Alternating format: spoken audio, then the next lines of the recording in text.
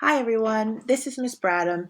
Today's video lesson will be covering domain and range. As you follow along, feel free to stop the video when you feel it's appropriate to take notes. You can do this on your own paper, or you can also download the PDF file of the blank notes as you go along. So let's start.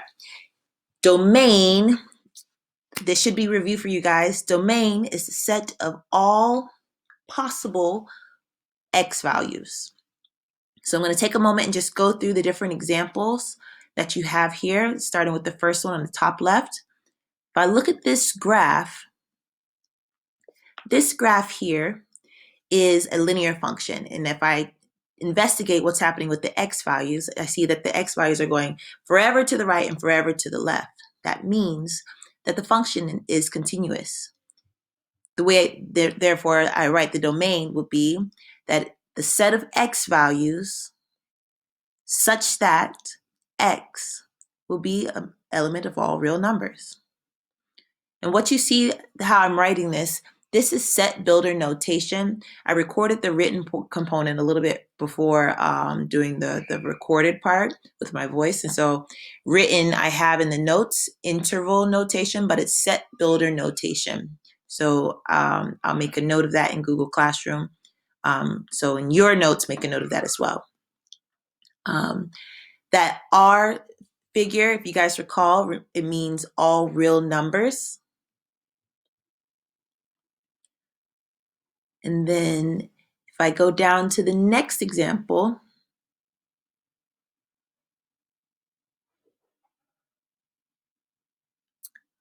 before we go to the next example, I just want you guys to pay attention that what's happening at the end of the function is that the arrows are indicating that the function is going on forever and ever and ever. Okay, so I know that my function or my domain of my function is going to be all real numbers because the arrows are indicating to me that it's going on forever. So now let's go to the next example. Unlike the last example, we have a clear starting point in our function. If I read the graph from left to right, the starting point is located on the x-axis at negative 273. That point will be a negative 273, 0. And if I'm trying to figure out the domain, it's going to the right, getting greater and greater. So my domain is going to be the set of X values such that X is greater than or equal to negative 273, taking the X value from that starting point.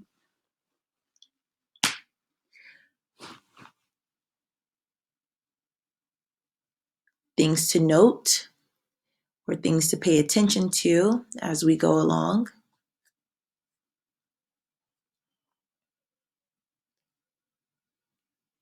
Again, if you are taking notes on paper, be mindful of this. If you're taking notes on the PDF in the same area, try to jot in the notes. If you see an open circle on the graph, that open circle represents a hole in the graph. That hole means that the point is not included on the graph. Okay, so therefore you're not going to include it in the domain or in the range. It also indicates that the graph is not continuous, unlike what we see here with this linear function.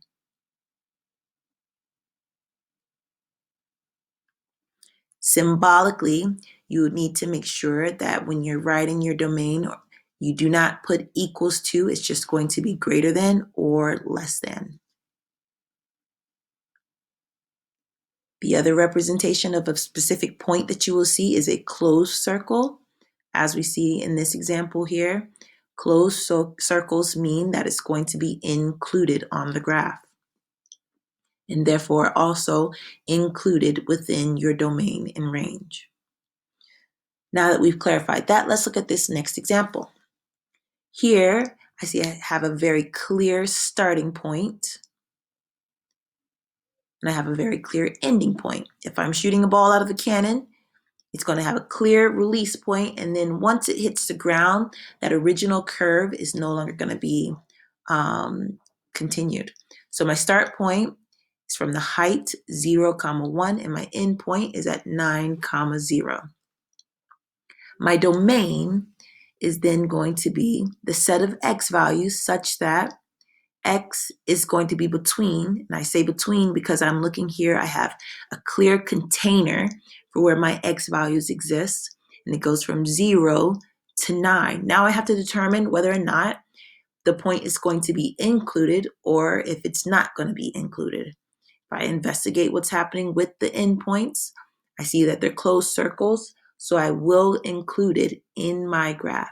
And so when I'm writing my domain, I'm going to make sure to have less than or equal to or greater than or equal to. And I close my set. And so that's our conversation about domain. Now let's talk about the range. The range is the set of all possible y values. You guys knew this from Integrated Math 1, potentially. Okay. Similar to how we think about the domain, we're going to write our answers for the range in set builder notation. But here we're going to talk about the vertical direction of the graph. If I investigate this graph, I see it goes up and down eternally, going up to positive infinity, going down to positive infinity. So my range will be written as the set of values for y such that y is also all real numbers. There's no breaks in the graph. There's no stop and ending points. It goes on forever and ever. In my next example, my range starts from the x-axis and goes up. So the way that I would represent that would be the set of all y values such that y is greater than or equal to 0. 0 being the starting value from the x-axis. Then on my last example, I'm going to investigate all the possible values for y, starting from the maximum point all the way down to the ending point. The maximum point, the y value there is at 12 and the end's at 0. So my range is going to be the set of y values such that y is between 0 and 12. When I'm writing this, ladies and gentlemen, I want to be mindful that in set builder notation, I organize my lowest value and my highest value correctly. So somewhere on your pages, just make this quick note. Always write, you're going to have your lowest value less than your variable, in this case x, which is also going to be less than your highest value. So when x or y is between two values, you write the lowest first, and then you write your highest. Right? So if you guys are following along, I'll give you a moment to jot down what we just went through. You can pause the video and take whatever extra notes that you need if I was going too fast. Likewise, once you finish doing your notes, go ahead and take a moment to try these examples prior to me doing the answers. Okay? And then come back when you're ready.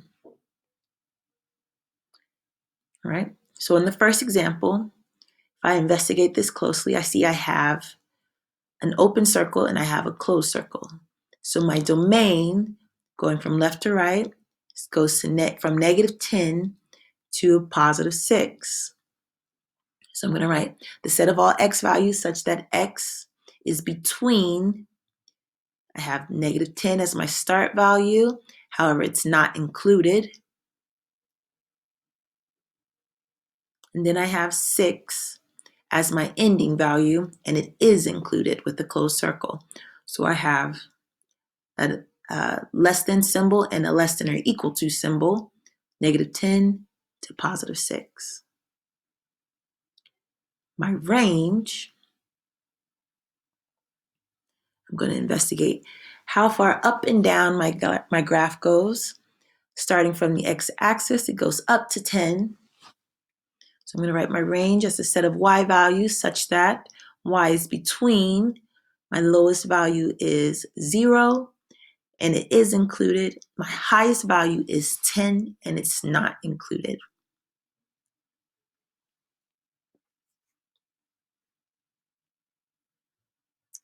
In this next graph, I'm going to identify my start and my end point, reading from left to right always. My domain is between two clear marked values. I have x such that x is between the left value, which is -3, which is included, and the right value. Sorry about that.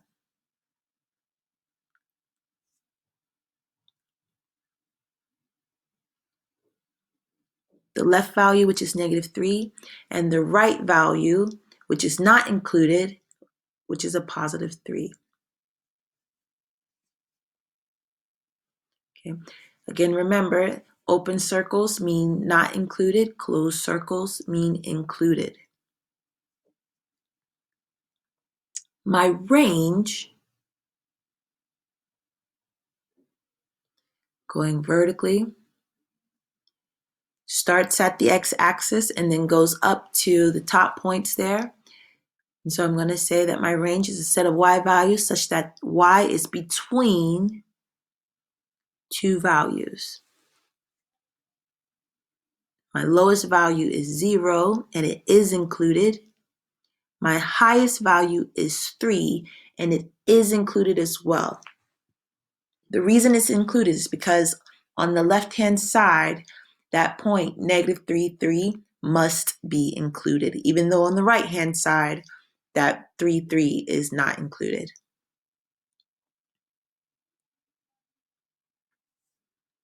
In our next example here, just want to take a second to first change the color, but also draw your attention to the ends of the graph. Here, as you can tell, there's no clear demarcation of an endpoint highlighted by a very dark closed circle or an open circle. And in that case, if it's not expressly mentioned or drawn on the figure itself, I'm going to assume that the graph is going to be continuous.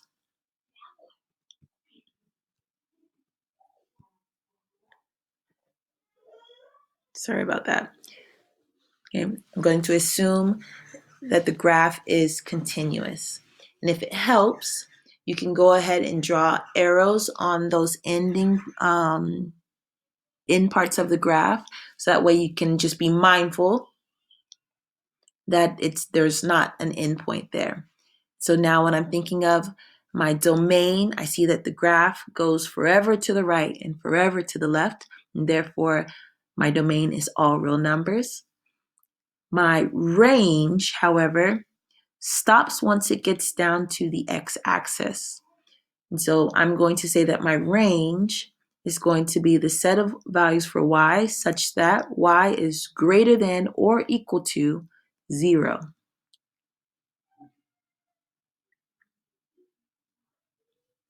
On our next example here, again, I'm going to investigate my end values. If I don't see expressly marked endpoints, I'm going to go ahead and assume that it's continuous. So my domain will continue to go on forever to the right and forever to the left, which means that x is going to be an element of all real numbers. My range, however, does not continue to go up, nor does it continue to go down. It has the highest value and it has a lowest value. The highest value being 5 and the lowest value being -3. So when I am trying to identify my range, I know that my values for y are going to be between that highest value and that lowest value, and I'll write that accordingly. So I have the set of y values such that y is between -3, always starting with the lowest. Sorry about that. My y value is between -3, starting with the lowest, and then going up to 5. And our last example, it's like a breather. Again, I see there's no clearly marked endpoint, so I'm going to assume that it's continuous. See that x goes forever to the right, forever to the left, y goes forever up, and y goes forever down. So in this case, both my domain and my range are elements of all real numbers. And so I'll just write that in really quickly.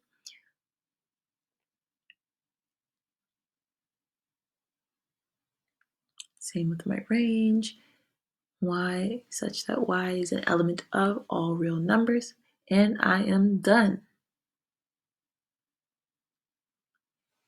If you need to go back and review, pause, rewind, and have a good time.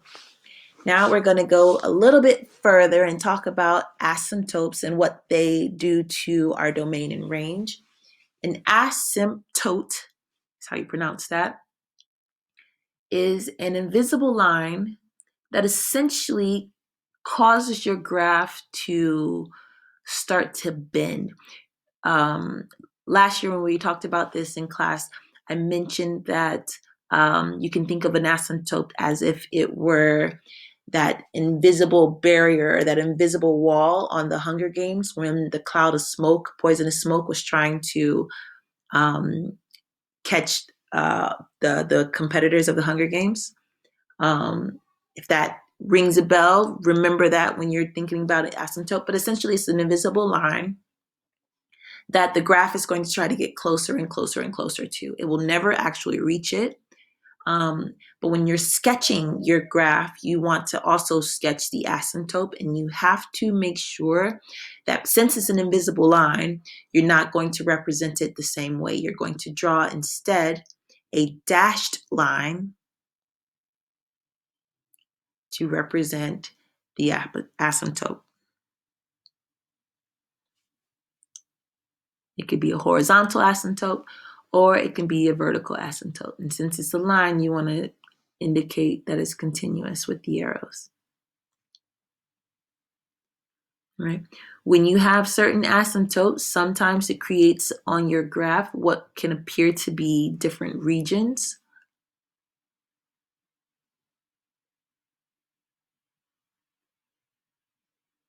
And it seems to create like a division in the graph, but always remember that it's just one function that you're graphing, and the asymptote is splitting or creating regions across the graph. Okay. So in our first example, we have a horizontal asymptote. There are two types of asymptotes, horizontal and vertical.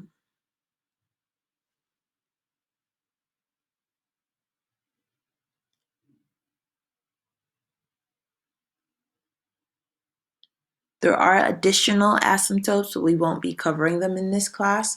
Your focus for the exams and for the remainder of this course would be to look at the horizontal, which goes from side to side. Remember to do dashed lines.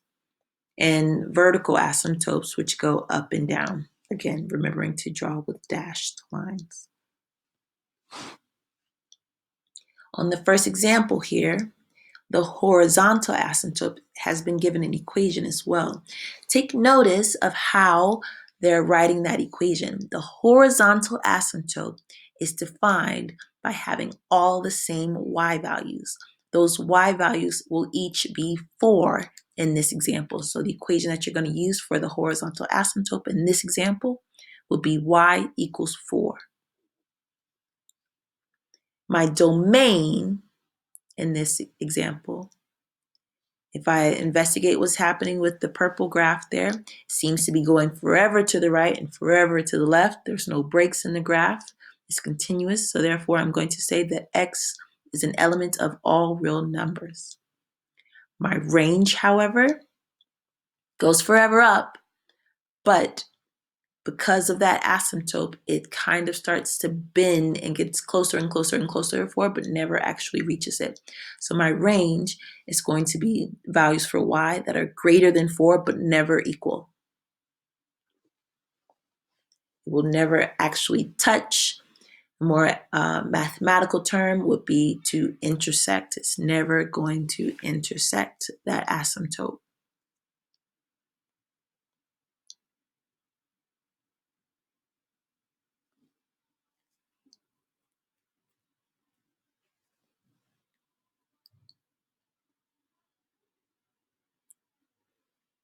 In the next example, in green there, we have a vertical asymptote. Your vertical asymptote in this example is not actually written in for you. So I'm just going to go ahead and draw it in. In this example, the vertical asymptote is actually your y-axis. The equation for the y-axis is going to be x equals 0 because all of the x values are equal to 0. Few things to remember about writing lines that are completely vertical or completely horizontal. If it's the x-axis, the asymptote will always be defined as y equals 0. If it's the y-axis that is the asymptote, that equation will be defined as x equals 0.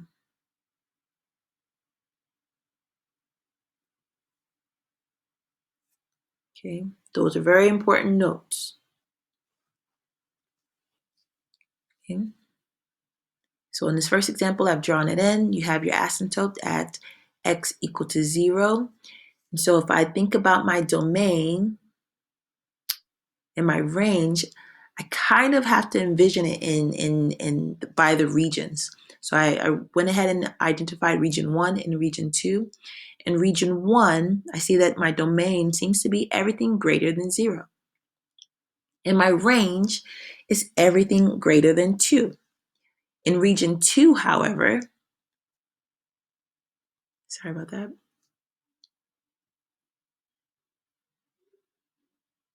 There we go. In region 2, the domain is everything less than 0. So x is less than 0. And then my range is everything less than -2. So y is less than -2, right? In order to put these together, remembering that this is just one function that's being represented here, I have to combine those two regions.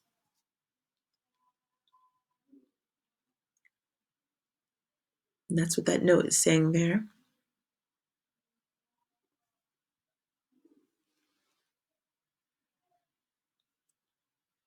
So let's start with the domain, starting with region 2, going from the smallest and then to the biggest. I have x is less than 0, or x can be greater than 0.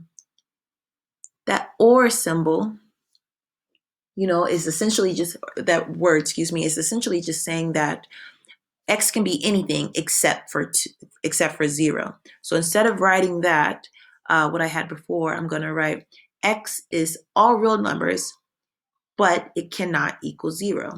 That's the easy notation. I can skip all of the other things that I had written before. If I recognize that it's just my domain is only skipping the asymptote, I can just go ahead and say x is going to be all real numbers except where the asymptote is. Now, when we investigate the range, it's not as simple. Okay. In my range, I have a major gap between y values. I have y is greater than 2, and then I have y is less than -2. So I can't just say all real numbers except, because there's a lot of values between 2 and -2. So instead, I'm going to use this union symbol, which looks like a capital U. I'm going to write my lowest value first, union, which means or also, and then I'll write my my greater value second. And that would be the actual representation of the range in this case. You're combining both regions as one function.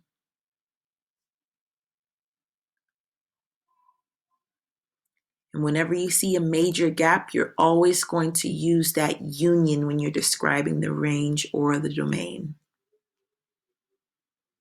Okay.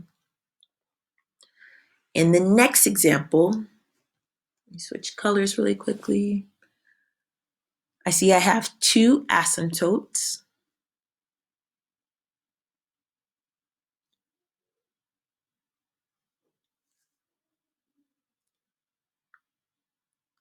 those two asymptotes are creating two separate regions again.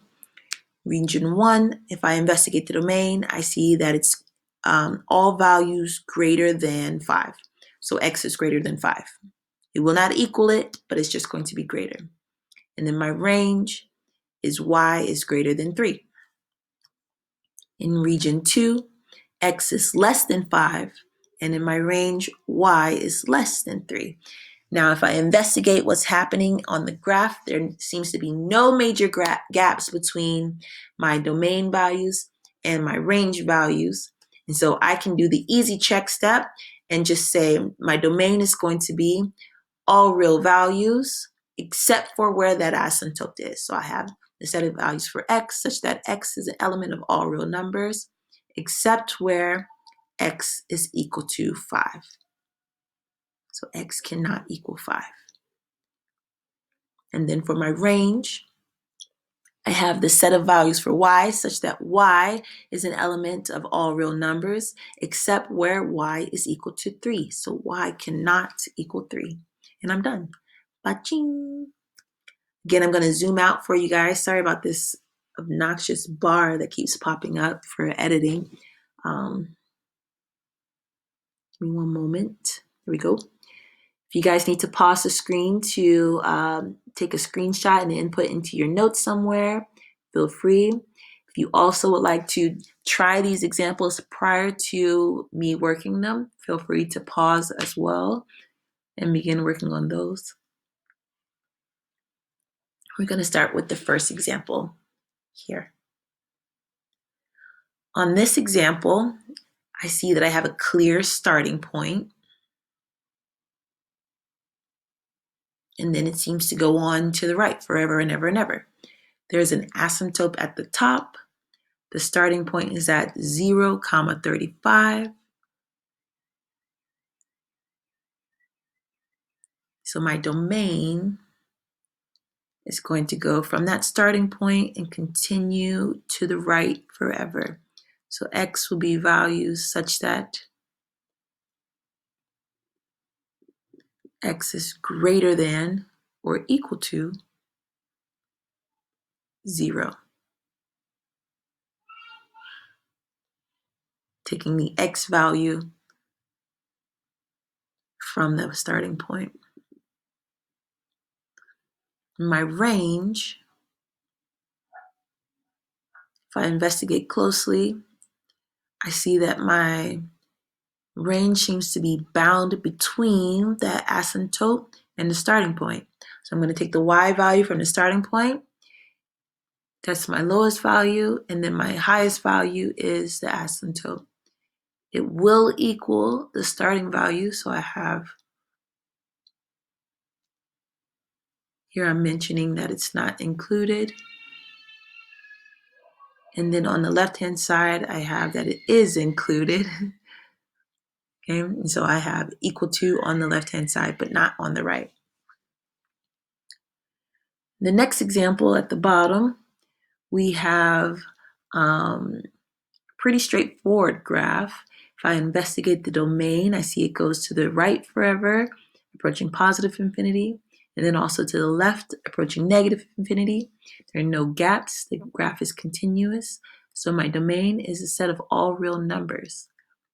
My range seems to be bound between two distinct values. Even though it's not written there, there is a horizontal asymptote. Yeah. That horizontal asymptote is the actual x-axis. So if I think back to my quick note, if I'm saying that the x-axis is my asymptote, that equation is going to be y equals 0. So my range is going to be bound between that horizontal asymptote and that maximum point. So the lowest value is 0 and the highest value is 2. And it will equal 2, so I'm going to be sure to write the equals 2 symbol to show that it's included. Now for our last doozy here, we have 1, 2, 3 regions created by 1, 2, 3 asymptotes. Okay. So I'm going to go ahead and mark those regions out clearly. so I don't confuse myself later on. I'm also noting that there's a major gap between my graphs there. So I want to go ahead and mark that for myself as well. All right. And then I'm going to start in region 1 by identifying the domain and the range. The domain of region 1 is everything to the left of that asymptote. So x is less than -3, whereas the range is everything above the asymptote y equals 1. So y is greater than 1. In region 2, we're bound between two asymptotes. So my domain is between -3 and 3. And then my range is demarcated by this maximum point, which is also the y-intercept, 0, -1. And it's everything below that y value. So y is less than or equal to, sorry, I forgot the equals to symbol. Y is less than or equal to -1. And then if I investigate my third region, my domain is greater than 3 and my range is greater than 1, just like the first region. So if I try to combine these as one, I'm going to say to myself, in my domain, do I have major gaps? Do I skip any values? No, I don't. And so here I can say that my domain is going to be all real numbers, except it cannot equal -3, nor can it equal +3. And so since those values are repeated, instead of writing -3 and +3, I'm just going to write ±3. Now for my range is affected by this major gap. Okay, that's going to tell me that I need to use that U symbol or the union symbol in order to write the full or to show the full picture of my range. So my range is going to be the set of y values such that starting from the left to the right, the lowest to the highest, y is less than or equal to -1, or with the union symbol, y is greater than 1. And we are done, people. If you have any questions, please remember that you can send questions in the shared Google Doc that will be posted in Google Classroom. Thank you for your time, and remember to do the practice questions at the end. See you in class.